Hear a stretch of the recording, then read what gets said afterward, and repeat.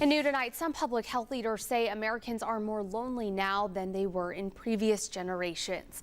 Isolation and loneliness can be as bad for you as smoking cigarettes. 10 News reporter Avery Gingrich has more on the solution next door.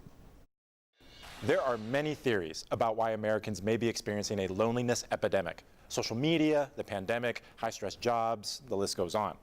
Some Knoxville neighbors are building their community at a local church by sharing their life journeys. People have been looking for this community for many reasons. Mark Mahundro has lived in many communities, but it's taken time to find home. His journey led him to the Tennessee Valley Unitarian Universalist Church.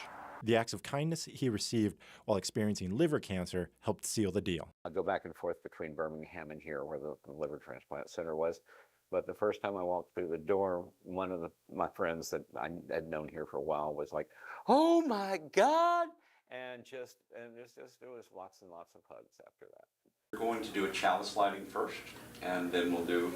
He tries to strengthen his community by hosting starting point sessions, a conversation with anyone interested in the Unitarian Universalist message. Any kind of an organization, just so you can share ideas. Tennessee Health Commissioner Dr. Ralph Alvarado says many people are more isolated now than in previous generations. The health consequences can be as bad as smoking cigarettes.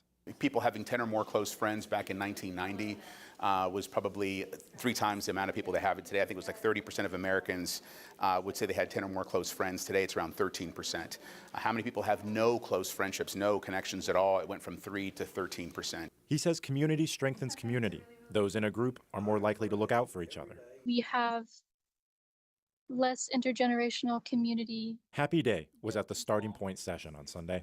It will take a cultural shift to completely change the loneliness epidemic and a shift in what we value. But I think it's a good start to get younger folks involved with older folks. Now, there is still some debate in this research area. There's a split over the terms loneliness versus isolation and the fact that we may not have a good enough data set for this topic. But one thing everyone can seem to agree on is that we need each other to get by.